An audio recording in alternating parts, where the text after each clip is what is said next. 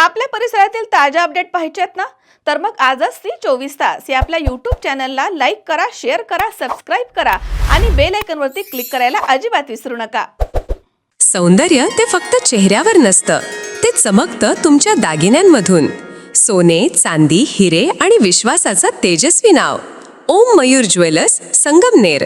पिढ्यानपिढ्यांचा वारसा, आधुनिक डिझाईनची चमक आणि विश्वासाचं नातं. सर्वात कमी भाव, सर्वात कमी मजुरी, सोन्याची शुद्धता बिलावर लिहून देणारे एकमेव दालन आणि 100% हॉलमार्क शुद्धतेची हमी फक्त ओम मयूर ज्वेलर्समध्ये. खास गोल्ड SIP योजना, मजुरीवर तब्बल 100% सूट. लग्न कार्य असो, सण समारंभ असो किंवा खास क्षण, तुमची कहाणी सांगणारे दागिने मिळतील फक्त इथेच. आता सुवर्ण बस्त्यासाठी नाही कुठली धावपळ, कारण संगमनेरमध्येच आहे दागिन्यांचा खजिना, नव्या डिझाईन्ससह विश्वासानं सजलेला. तुमच्या सौंदर्याचा हक्काचा दागिना, शुद्धता पडताळणी मशीन. दागिना घेताना फसवणुकीला नाही जागा, कारण तुमच्या विश्वासाची जबाबदारी घेतली आहे ओम मयूर ज्वेलर्स. ओम मयूर ज्वेलर्स म्हणूनच आजच भेट द्या. ओम मयूर ज्वेलर्स, अशोक चौक, संगमनेर. संपर्क 93712044. ओम मयूर ज्वेलर्स, स्वतंत्र पार्किंग सुविधा. आई आणि बाळाच्या उत्तम आरोग्यासाठी सातत्यानं कार्यरत असलेल्या मेडिकवर हॉस्पिटल संगमनेर इथे नुकताच बेबी मीट हा विशेष कार्यक्रम मोठ्या उत्साहात पार पडला. मेडिकवर हॉस्पिटलमध्ये जन्माला आलेली बाळं आणि त्यांच्या मातांसाठी आयोजित करण्यात आलेल्या या कार्यक्रमात नव्या वर्षाच्या निमित्तानं संगमनेरकरांसाठी विशेष मातृत्व पॅकेज लॉन्च करण्याची अधिकृत घोषणा करण्यात आली आहे. या बेबी मीट कार्यक्रमाचं आयोजन स्त्रीरोग तज्ज्ञ डॉक्टर सागर कोटकर आणि बालरोग तज्ज्ञ डॉक्टर स्नेहल जगताप यांच्या मार्गदर्शनाखाली करण्यात आलं होतं. कार्यक्रमासाठी उपस्थित माता, पालक आणि नागरिकांनी मोठ्या संख्येनं सहभाग नोंदवलाय. कार्यक्रमात बोलताना मेडिकवर हॉस्पिटलच्या युनिट हेड डॉक्टर स्नेहल गाईक यांनी म्हटलंय की आई आणि बाळाच्या आरोग्यासाठी बेबी मीट सारखे उपक्रम भविष्यातही नियमितपणे राबवले जातील. तसेच नवीन वर्षाच्या निमित्तानं संगमनेर शहरासाठी विशेष अँटीनॅटल आणि कॉम्प्रेहेन्सिव्ह मातृत्व पॅकेज लॉन्च करण्यात येणार आहे. या नव्या मातृत्व पॅकेज अंतर्गत गर्भधारणेच्या 9 महिन्यांपासून ते प्रसूती आणि नवजात बाळाच्या प्राथमिक काळजीपर्यंत सर्व वैद्यकीय सेवा एकाच छताखाली आणि परवडणाऱ्या दरामध्ये उपलब्ध करून देण्यात येणार आहे. या पॅकेजमध्ये स्त्रीरोग तज्ज्ञांचे नियमितपणे सल्ले, आवश्यक तपासण्या, सोनोग्राफी, लसीकरण, आहार तज्ज्ञांचा सल्ला, नॉर्मल किंवा सिझेरियन प्रसूती तसेच बालरोग तज्ज्ञांचा सल्ला यांचा समावेश असणार आहे. यावेळी डॉक्टर सागर कोटकर यांनी मातांच्या आरोग्याविषयी महत्त्वपूर्ण मार्गदर्शन केलं, तर डॉक्टर स्नेहल जगताप यांनी नवजात बाळांची निगा, पोषण, लसीकरण आणि आरोग्यविषयक माहिती पालकांना दिली आहे. या कार्यक्रमासाठी मेडिकवर हॉस्पिटलचे डॉक्टर, नर्सिंग स्टाफ आणि इतर कर्मचारी मोठ्या संख्येनं हजर होते. उपस्थित माता आणि पालकांनी मेडिकवर हॉस्पिटलच्या उत्कृष्ट वैद्यकीय सेवा, आधुनिक सुविधा आणि रुग्ण केंद्रित दृष्टिकोनाबद्दल समाधान व्यक्त केलं. आई आणि बाळाच्या सुरक्षित आणि निरोगी भविष्यासाठी अशा उपक्रमांच्या माध्यमातून रुग्णाशी नातं अधिक दृढ करण्याचा मानस मेडिकवर हॉस्पिटल संगमनेर प्रशासनानं यावेळी व्यक्त केला. नमस्कार, मी डॉक्टर गणेश गुले. मी रेडिओलॉजिस्ट आहे. माझं डॉक्टर गुले सोनोग्राफी सेंटर इथे संगमनेर चालू केलं आहे. माझ्या वाईफची डिलिव्हरी करायची होती आम्हाला इकडे. मी अगोदर मुंबईमध्ये होतो. 7व्या महिन्यामध्ये आम्ही इकडे घेऊन आलो तिला. तर ऑफकोर्स संगमनेरमध्ये आल्यावर प्रत्येकाला त्या क्षणाला कळतं की कुठे जायचं, राईट. तर त्यावेळेला डॉक्टर सागर कोटकर हे माझे मित्र पण आहेत आणि मला त्यांचं क्वालिफिकेशन माहिती होतं अगोदरचं.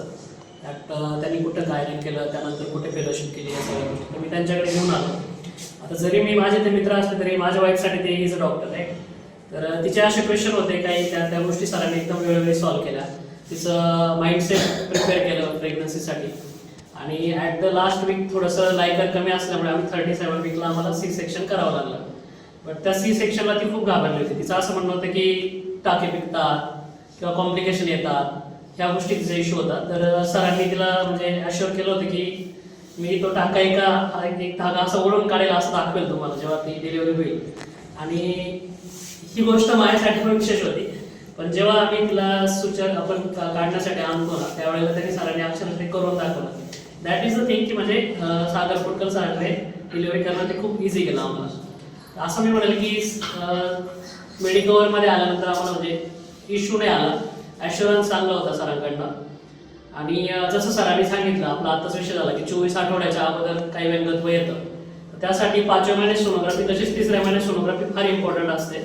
याचंही महत्त्व आपण सगळ्यांना जर पटवून दिलं, कारण आपल्याकडे मी बघितलं आल्याकडे नंतर की बरेच लोक 3ऱ्या महिन्याची 5व्या महिन्यात सोनोग्राफी टाळतात, पण त्याच्यामुळे येणारे कॉम्प्लिकेशन वाढतात. तर माझं असं म्हणणं आहे की ती सोनोग्राफी तरी कंपल्सरी सगळ्यांनी करावी.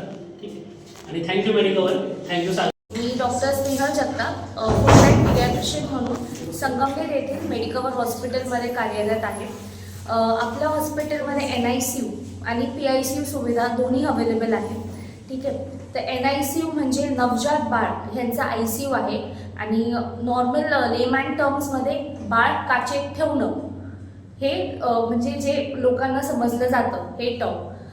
तर NICU मध्ये प्रीटर्म बेबीज जे 9 महिन्याच्या आधी डिलिव्हर होतात, LBW बेबीज कमी वजनाचे बाळांना कावीळ होणं, त्यानंतर श्वास घ्यायला त्रास होणं, मेंदूत पाणी, छातीत पाणी, त्यानंतर लिव्हरचे आजार, पोटाचे विकार, इन्फेक्शन, हे NICU ॲडमिशन क्रायटेरियामध्ये हे बाळं आपण ॲडमिट करतो. आता मेडिकवरमध्ये आम्ही LBW बेबीज किंवा हाय रिस्क प्रेग्नन्सीज, एक क्रॉनिक पॅन्क्रियाटायटिसची मदर जिचं बेबी रडलं नव्हतं जन्मानंतर, त्याला व्यवस्थित NRP गाईडलाईन्सने आम्ही बेबीला हँडल केलं आणि बेबी 3 दिवसानंतर व्यवस्थित डिस्चार्ज झालं. बेबी फॉलोअपला पण आलेला आता 1.5 months लसीकरणासाठी. बेबी व्यवस्थित आहे. तिचं सोशल माइलस्टोन जे 2 महिन्यात येतं ते माइलस्टोनसुद्धा 1.5 महिन्यात अचीव झालेलं आहे. बेबीचं वेट जे LBW होतं 1.9 kg, बेबी आता 3 kgची आहे. तर ही सक्सेस स्टोरी आहे. आत्ताच मागच्या वीकमध्ये 1.3 kgचं बेबी आपण डिस्चार्ज केलं आहे NICU ग्रॅज्युएट म्हणून. त्याला थोडं इन्फेक्शन होतं, फीडिंग इंटॉलरन्स होतं, पण बेबी 8 दिवसाचं झाल्यावर NICU मधून व्यवस्थित डिस्चार्ज केलेलं. त्यानंतर एक निमोथोरॅक्सचा बेबी आपण एक हँडल केलेला आहे इकडे, जे डिस्चार्ज केलेलं. RDS ग्रेड 3चे बेबीज आपण हँडल केलेले आहेत. आणि आपल्याकडे आता सध्या HFNC म्हणजे ऑक्सिजन किंवा हाय फ्लो नेझल कॅड्युला ऑक्सिजनेशन हे सुद्धा सुविधा अवेलेबल आहे. या गुंतागुंत टाळण्यासाठी नेमकं काय आईने काय काळजी घ्यावी किंवा आईने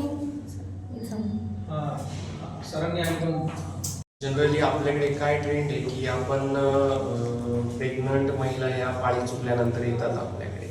पण जनरली आम्ही तर रिकमेंड करतो की ज्यावेळेस तुम्ही प्रेग्नन्सी प्लॅन करताना तेव्हापासूनच तुम्ही डॉक्टरकडे रेग्युलर फॉलोअप ठेवला पाहिजे. योग्य वेळी सोनोग्राफी केली पाहिजे. एक साधारणतः 5 ते 6 सोनोग्राफी या मॅन्डेटरी ज्या आहेत त्या केल्याच पाहिजे आणि डॉक्टरकडे फॉलोअप ठेवणं खूप गरजेचं असतं.